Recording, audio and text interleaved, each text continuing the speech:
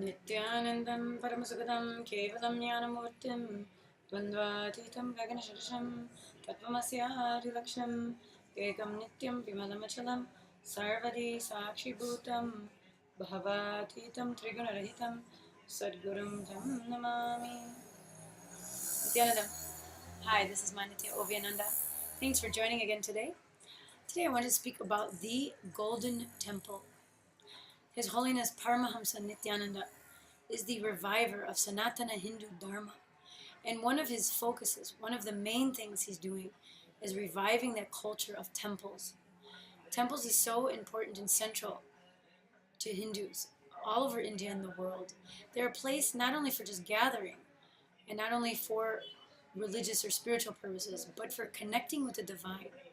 Hindu temples are a storehouse of the cosmic energy, as many of the deities are installed and given prana pratishta, which means energized, giving that life breath, giving that energy of the cosmos by living avatars, by incarnations, and the great masters of the lineage of the Guru Parampara, the saints of India. So today I wanted to speak about the Golden Temple because Swamiji is Sadashiva, but he's also building a Golden Temple to Sadashiva. So this temple is amazing. It's already started getting built in the Bengaluru Adinam in India, near Bangalore, which is in the smaller town of Bidadi, outside of Bangalore. It is going to be the largest Shiva temple in the world. And the amazing thing is, everything is traditional, and not only built as per the Agamas, as revealed by Sadashiva, but Swamiji, an avatar, an incarnation according to Hinduism, he himself is running the whole show there. He's making it happen.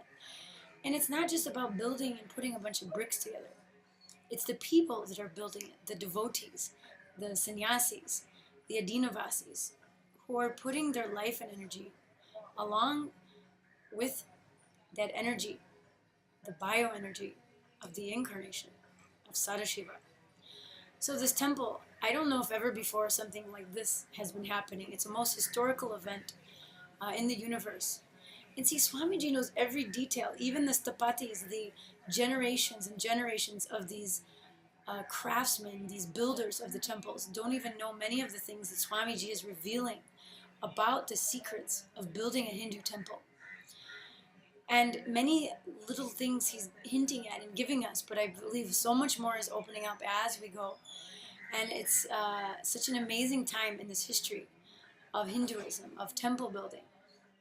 And he was saying and sharing with us many different things about the temple, one thing of which the ceiling, he's going to carve himself with the Shri Yantra, with many important yantras that are very powerful. So just sitting there is like an initiation in which your third eye will be awakened, in which you will have spiritual experiences, in which you will get in tune with the cosmos just by sitting there in meditation. You don't even need to have an initiation. That's how powerful it's going to be. Because he himself is he's going to be hand carving those things. And then he's going to be putting it in silver and gold. All of the different yantras are going to be beautifully made. They're going to be carved out in wood, and then silver will be put.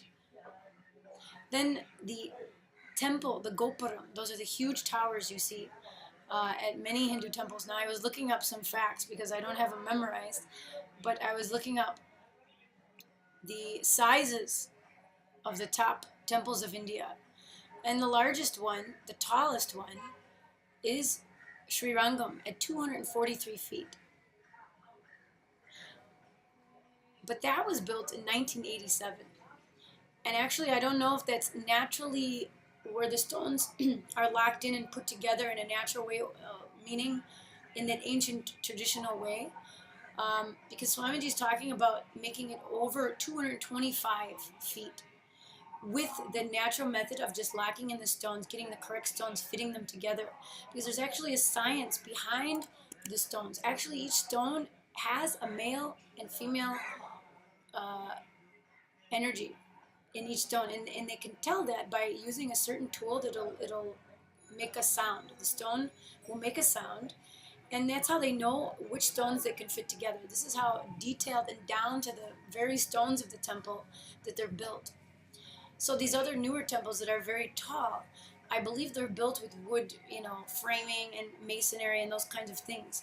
They're not just the stones interlocking together in that way in which they'll stand on their own, in that sort of, I don't want to secret, but I don't think there's many people who know how to do that properly.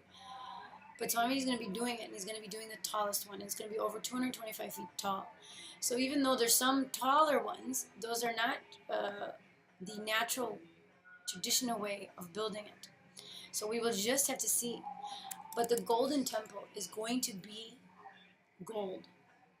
See, there's many temples that were gold and built for Shiva, but of course, the raiders and the people who came to destroy the culture and try to do all sorts of things to India and robbed India, especially the temples, of the wealth. They, of course, stole the sheeting that was made in a lot of these beautiful temples. So, but Swamiji is going to make it happen, and it's going to be an amazing temple. And the other thing is the amount of punya, so spiritual merit, the amount of karma that's released, the amount of healing that happens when you involve yourself in any seva activity at a Hindu temple is phenomenal. But imagine the amount, like quadruple, gazillion fold, that will happen when you come to Bengaluru Adinam and perform seva and help build, get your hands into building the temple of Sadashiva, the temple built by an avatar for Sadashiva. It's an amazing thing happening there now. So Swamiji's opened up his doors, especially for Inner Awakening graduates, who can come and spend 2-3 months there and help be part of history. Imagine being part of history. When all the names go in the books of the people responsible for helping to build the temple, those who were there just as a history. Can you imagine being part of that? Nothing has been done like this on planet Earth. Even now when they build temples, they have a bunch of machines that come in and do everything.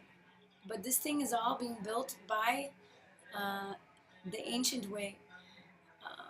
Of course, some machinery is being used, but all of the carvings, everything is being done, all the fitting of the stones, all of it's being done by hand by the stapatis. Those are the craftsmen, the people who have been, down and down by generations, they have been building temples. So they know this ancient art and science and how to do it. So imagine being part of that, such a historical thing. I've never heard of anybody else doing something like this, and certainly not going on now. I've been looking online and seeing different temples, like Krishna temples and other ones that they're building, which look very beautiful. And there was just an amazing one released to Venkateshwara in the US, and very amazing. But all of that's built by machinery, completely. But this is just amazing, because each step of the way, even now they're making the mold. The craftsman's making the mold for the Sadashiva deity that's going to be there in gold. Swamiji is making it. And imagine every step of the way he's there energizing the whole process. The power and energy that will be in this temple is going to be cosmically historical in its own right. Because every step of the way Swamiji is there, he's supervising things, energizing. Just his very feet touching the earth is energizing it and adding that energy. But imagine when he's actually putting his hand into making some of the carvings, and he's there every day, overseeing everything. And as they build and make the temple, and as they make the deities there, any new deities they're making, any carvings they're making, all of that is being directly energized and fulfilled with the bioenergy of Sadashiva. So I think if you just walk into this temple, you're just going to be enlightened. That's how it's going to be. And you're going to be manifesting all the powers of Sadashiva. So this place is amazing, and I hope that if there's any Inner Awakening people seeing this, you better sign up and come help building the temple of Sadashiva, the golden temple. It's going to be historical, and I can't wait to see it when it's done. I don't know how many years it'll take, but I know the first phase will be finished shortly, and each phase as it goes, it's going to be an amazing time. But imagine when this enlightenment city is built, and you'll see it for miles around, and it'll be, on Google Earth, and it'll be in all the history books. People from all over the world will come just to see this amazing place, the campus that Swamiji has planned to show the world, to showcase Hinduism. It's going to be a living museum of his life, of Hinduism, and of the powers of Sadashiva. So many things will happen. So many things. People will be there reading Akashic readings to the visitors that come in the door. The powers will be displayed just out in the open. You'll be able to see all of that there. It'll be, I don't like to say amusement park because it has such a funny tone. It's not really, but how do you call it? When people come in, it's going to be like a, like Cirque du Soleil, and it's going to be like real powers, like displaying all the yoga powers just there for anybody that comes in. So there'll be no doubt when people enter that place that they are actually hardwired for this. Everybody is. And they'll know that possibility exists for them. And imagine the more people that find out and understand this, what a beautiful elevation of human consciousness is happening in the planet Earth today. So I hope you all can be a part of it.